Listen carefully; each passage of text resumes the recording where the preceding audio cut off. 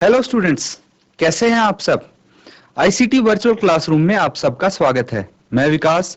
आज हम class 7th का मैथ्स करेंगे बच्चों। मैथ्स में हमारा चैप्टर चल रहा है सरल समीकरण। तो उसी चैप्टर को हम आज आगे कंटिन्यू करेंगे। तो बच्चों, सरल समीकरण में काफी सारे क्वेश्चंस आप कर चुके हैं। आपकी लास्ट एक्सरसाइज ये चल रही है। उम्मीद है आपको काफी मजा आ रहा होगा। और आपको मैंने कुछ होमवर्क भी दिया था। तो बच्चों, जिसने वो होमवर्क किया है, होमवर्क वाला क्वेश्चन, आप मुझे उसका आंसर बता दीजिए। सब जिसका भी आंसर आया है चैट के माध्यम से बता सकते हैं आप, या अपना हैंड रेज करके भी बता सकते हैं। और बच्चों, अगर कोई आपको डाउट है तो अपना डाउट भी आप पूछ सकते हैं। लेक्चर के स्टार्टिंग में 5 मिनट में आप शुरुआत के कोई भी आपका डाउट है चैप्टर से रिलेटेड तो आप जरूर पूछें। तो तब तक हम चलते हैं स्मार्ट बोर्ड पे और आगे के क्वेश्चंस करेंगे। तो बच्चों, चैप्टर आपका है सरल समीकरण। जो हम क्वेश्चन कर रहे थे वो देखेंगे। यहाँ पे जो इसका पहले क्वेश्चन का डी पार्ट है, भाग डी, ये मैंने आपको बोला था कि आप इसको होमवर्क में करेंगे। हिंट भी दी थी मैंने। क्या बोला था? जब मैंने किसी संख्या को दुगने में से 11 को घटाया तो परिणाम 15 प्राप्त हुआ। पहले तो इसकी इक्वेशन लिखेंगे आप, फिर इसको सॉल्व करेंगे। तो बताइए, किसी संख्या के दोगुने में से 11 घटाना है तो कोई संख्या में क्या मान सकता हूं? Let the number be x। तो उसका दुगुना कितना हो जाएगा? 2x हो जाएगा। और उसमें से घटाना कितना है? 11। तो क्या प्राप्त होगा? 15 प्राप्त होगा। 15 हमें मिल सकता है। ठीक है, तो आप यहां पे इसको कर सकते हैं। सबसे पहले तो जो संख्या है, लेट द नंबर x, और जो ये संख्या है इसका दोगुना, तो इसका डबल ये हो गया। अब इसमें से आपको क्या माइनस करना है? इसमें से बच्चों 11 माइनस करना है आपको। इसके डबल में से 11 माइनस करेंगे तो 15 आ जाएगा। ये इसका समीकरण है। एक बारी रीचेक आप कर सकते हैं कि जो नंबर है उसका दुगना है, उसमें से 11 माइनस किया तो 15 प्राप्त हुआ। सिंपल है। अब इसको आप फर्दर सॉल्व करेंगे। तो सॉल्व करने के लिए सबसे पहले मैं क्या करूंगा? 11 को इक्वल टू के दूसरी तरफ लेके जाऊंगा। तो ये -11 दूसरी तरफ जाके हो जाएगा +11। तो 2x बराबर है, आ गया 15 + 11 26।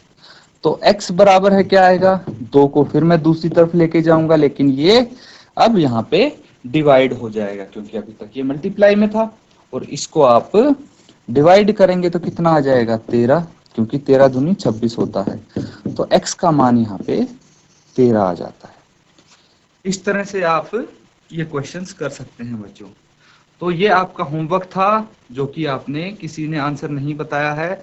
बच्चों, आप सब अपना होमवर्क अच्छे से कीजिए और यहाँ पे जो होता है उसको भी घर पे जाके दोबारा रिपीट करिए, तभी आपको आएगा अच्छे से। नहीं तो कुछ खास फायदा नहीं होने वाला। यहाँ पे सिर्फ आप अगर लेक्चर देखते हैं तो कुछ फायदा नहीं मिलेगा जब तक आप खुद नहीं करेंगे। ये तो मैं कर रहा हूं ना यहाँ, आपको खुद भी तो करना पड़ेगा। तो खुद करेंगे तभी आपको क्वेश्चंस आएंगे। इस चीज का आप ध्यान रखें। अगले क्वेश्चन की तरफ चलते हैं। तो ये क्वेश्चन आप पढ़ें पहले और फिर इनको हम सॉल्व करेंगे। बहुत ही इजी क्वेश्चन है, आसान क्वेश्चन है। ध्यान से देखेंगे आप क्वेश्चन। इसका ई पार्ट हम करते हैं। क्या बोला है? मुन्ना ने 50 में से अपनी अभ्यास पुस्तिकाओं की संख्या के तिगुने को घटाया तो उसे परिणाम 8 प्राप्त होता है। तो अब बच्चों, इसमें हम क्या लेट कर सकते हैं? ये यहाँ पे सोचने वाली बात है। पार्ट ई है। तो देखिए, 50 में से क्या करना है? अभ्यास पुस्तिका की संख्या को घटाना है। हमें अभ्यास पुस्तिका की संख्या नहीं पता कितनी है, तो ये हम मान लेते हैं, माना अभ्यास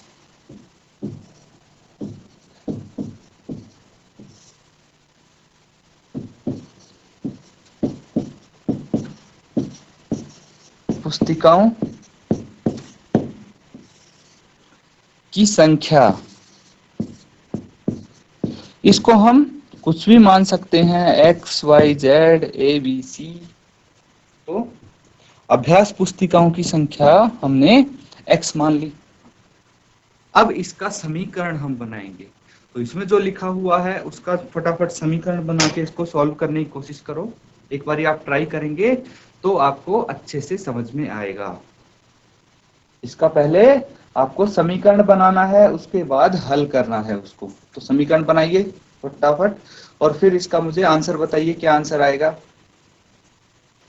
तो देखिए 50 में से माइनस करना है आपको, जो कुछ भी करना है इस 50 में से करेंगे। तो 50 में से क्या माइनस करना है, अभ्यास पुस्तिकाओं की संख्या के तिगुने को घटाना है। 3 गुना कितना हो जाएगा, अभ्यास पुस्तिका की संख्या अगर x है तो उसका तिगुना 3 इंटू एक्स हो जाएगा, जिसको हम 3x लिख सकते हैं।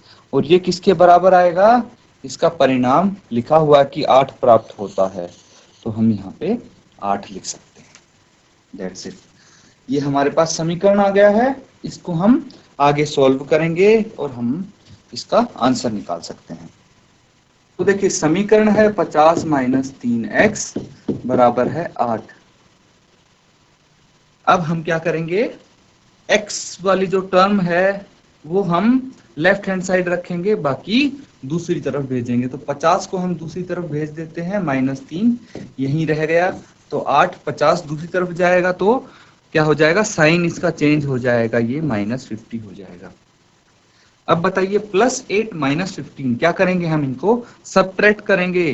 क्या आ जाएगा, -3x इज इक्वल टू 50 में से 8 गया तो 42 आ गया, लेकिन साइन माइनस का आएगा। क्यों, क्योंकि 50 बड़ा है और उसके सामने माइनस का साइन है।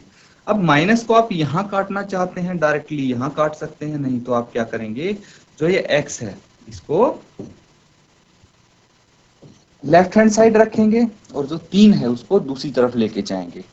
तो क्या हो जाएगा, 3 डिवाइड में चला जाएगा, -3, क्योंकि यहाँ पे -3 है तो हम -3 को दूसरी तरफ लेके जाएंगे। अब माइनस से माइनस कैंसिल आउट कर सकते हैं और 3 से इसको 3 एकम 3 3 चौके 12, तो x का मान यहाँ पे 12 आ जाता है। इस तरह से आप कर सकते हैं बच्चों इन क्वेश्चंस को। ये नोट डाउन कर लीजिए और फिर अगला पार्ट इसका सॉल्व करिए, इसको फटाफट आप नोट डाउन कर लें। और बच्चों जैसे आपका नोट डाउन हो जाए अपना हैंड रेज कर दीजिए अपनी सीट पे बैठे बैठे, ताकि अगला क्वेश्चन मैं आपको दिखा सकूं। जल्दी से नोट डाउन करो इसको। तो बच्चों हो गया सबका, कम ऑन फटाफट नोट डाउन कर लो आप। तो चलिए अगला क्वेश्चन देखते हैं हम। एफ पार्ट देखिए, अब इसमें क्या बोला गया है, इब्न हल एक संख्या सोचती है। उसने कोई संख्या इमेजिन की सोची, उसमें 19 जोड़ा, 19 ऐड कर दिया और इस योग को 5 से भाग दे दिया तो 8 प्राप्त हुआ उसको। इसका आपको समीकरण बनाना है। कैसे बना सकते हैं समीकरण, सबसे पहले तो आप संख्या मान लेंगे, let the number be x, या फिर माना संख्या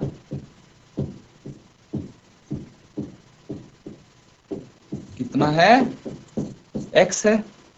अब उसने कोई संख्या सोची है, ठीक है, x उसने सोच ली और उसमें कितना ऐड कर दिया, 19 ऐड कर दिया।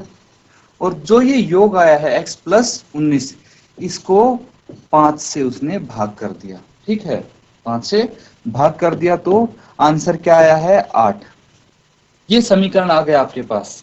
देख लीजिए एक बार फिर से क्वेश्चन पे चलते हैं और उसके हिसाब से आप समीकरण देख सकते हैं। क्वेश्चन पढ़िए, इब्न हल एक संख्या सोचती है, उसने संख्या सोची x, उसमें 19 जोड़ दिया तो x में 19 जोड़ दिया, x + 19, फिर जोड़कर योग को 5 से भाग दे दिया और x + 19 को 5 से भाग दे दिया तो कितना प्राप्त हुआ, बराबर है 8 हमें मिला, तो बराबर है 8 मिला। इसको हल करेंगे तो देखिए सबसे पहले नीचे 5 है उसको हम दूसरी तरफ लेके जाएंगे, ठीक है।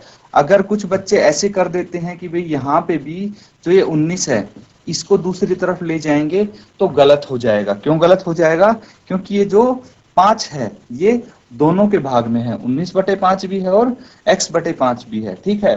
तो इसीलिए आप पहले जो 19 है उसको नहीं लेके जा सकते, हमें पहले 5 को ही दूसरी तरफ लेके जाना पड़ेगा।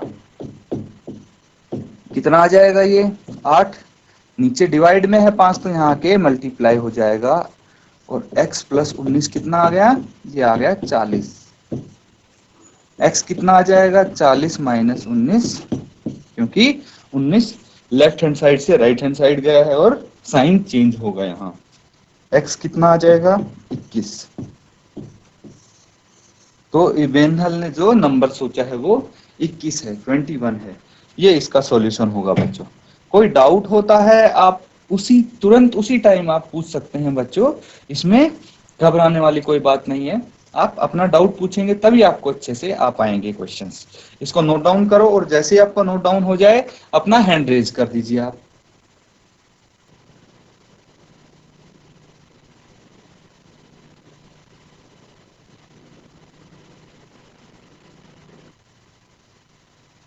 नोट डाउन कर लो इसको फटाफट।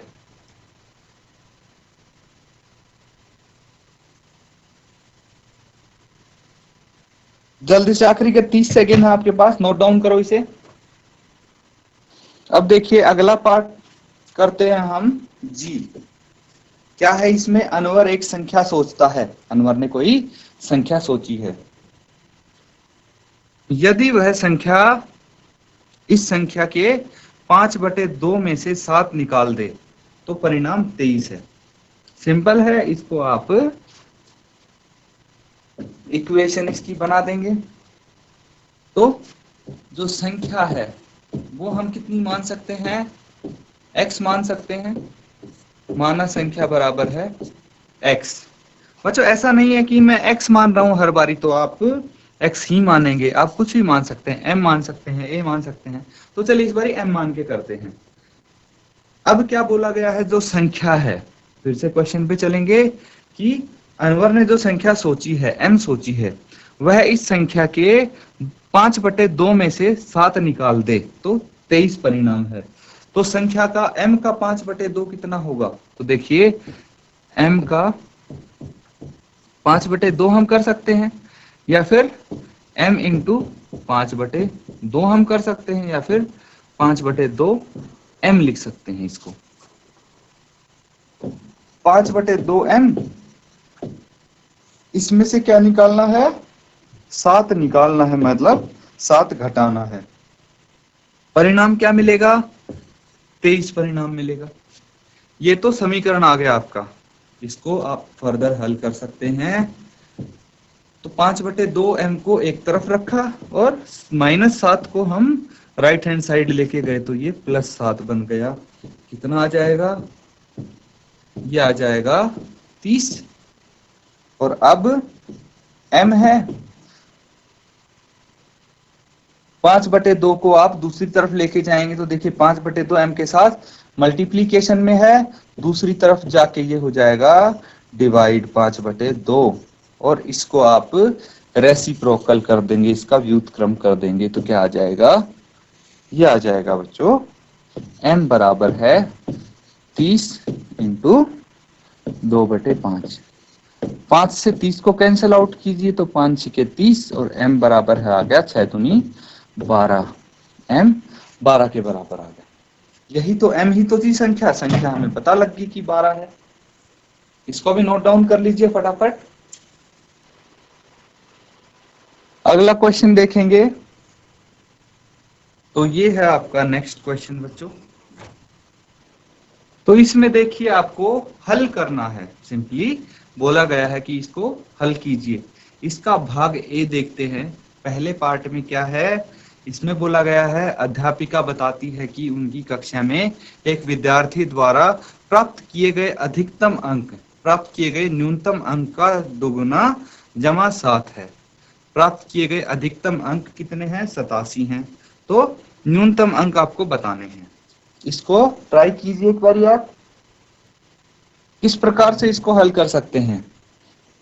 देखिए इस टाइप के क्वेश्चंस की एक ये ट्रिक होती है कि जो आपसे पूछा जाए, जैसे यहाँ पे प्राप्त किए गए न्यूनतम अंक पूछे हैं, उसको हम मान लेते हैं, कोई भी चर वैल्यू मान लेते हैं, जैसे एक्स वाई जेड कुछ भी मान सकते हैं इसको, और उसके बाद हम समीकरण बनाने की कोशिश करेंगे। तो सबसे पहले हम लिख लेते हैं कि भाई माना न्यूनतम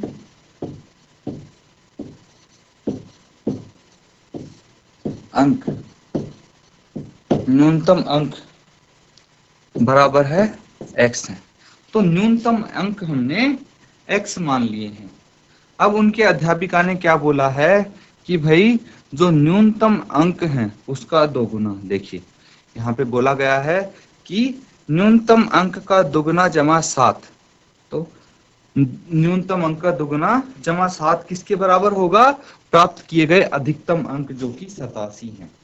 तो हम यहाँ पे लिख सकते हैं न्यूनतम अंक का दुगुना हो गया 2x, और उसमें 7 आपको ऐड करना है, और ये अधिकतम अंक के बराबर है जो कि 87 है। सिंपली आप इक्वेशन बना दिया है आपने, अब इसको हल करना है। तो काफी इक्वेशंस आप हल कर चुके हैं, इसको भी सॉल्व करताइए, क्या आंसर आएगा इसका। तो बच्चों आ गया होगा अब तक आपका आंसर। अब देखिए इसको चेक कीजिए कि जो आपने आंसर निकाला है क्या वो सही है, बिल्कुल ऐसे ही निकाला है या कोई अलग तरीका यूज किया है। यहाँ पे हम क्या करेंगे, 2x को लेफ्ट हैंड साइड पे रख लेंगे और 7 को दूसरी तरफ भेजेंगे, तो 87 और प्लस का माइनस हो जाएगा 7, तो 2x किसके बराबर आ जाएगा? अब 87 माइनस 7 हो गया 80, 80 के बराबर।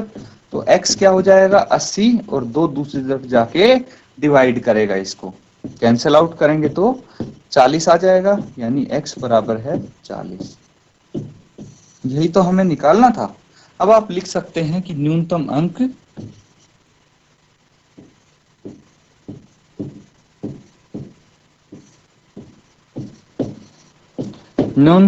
बराबर है 40। बस ये आपका सॉल्व हो गया क्वेश्चन।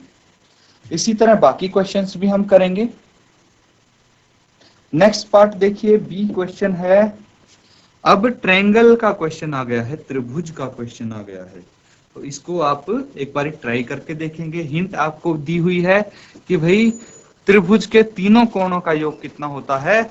180 डिग्री होता है। इस चीज का आप यूज करके इस क्वेश्चन को सॉल्व कीजिए। अब अगर आपको ये पता है कि समद्विबाहु त्रिभुज क्या होता है, तो आपके लिए ये क्वेश्चन बहुत ही आसान है, और अगर नहीं पता है तो बहुत मुश्किल है। तो ये जो बेसिक चीजें हैं ये आपको पता होनी चाहिए बच्चों। समद्विबाहु क्या होता है?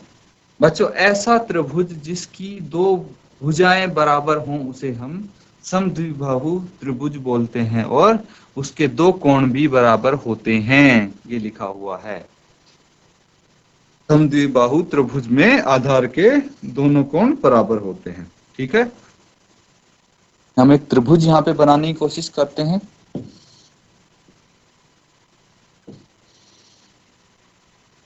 इसको मैं नाम रख देता हूं ABC, और ये हो गए आधार के कोण, दोनों बराबर हो जाएंगे, और जो शीर्ष कोण है वो 40 डिग्री है। यहाँ पे शीर्ष कोण 40 डिग्री है, देखिए शीर्ष का कोण 40 डिग्री है। इस त्रिभुज के आधार कोण क्या है ये आपको बताना है। तो इसका पहले समीकरण बनाएंगे हम, फिर इसको सॉल्व करेंगे। तो सबसे पहले हम बोल सकते हैं, क्या पूछा है हमसे कि त्रिभुज के आधार कोण क्या है, तो हम इसी को मान लेते हैं x की, माना त्रिभुज के आधार कोण x है। तो आप लिखेंगे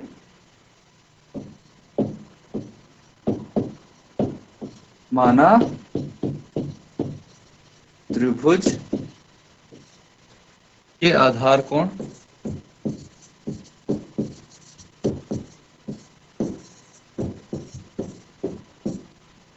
माना त्रिभुज के आधार कोण क्या है? x है। अब बच्चों यहां पे आप लगा सकते हैं एंगल सम प्रॉपर्टी।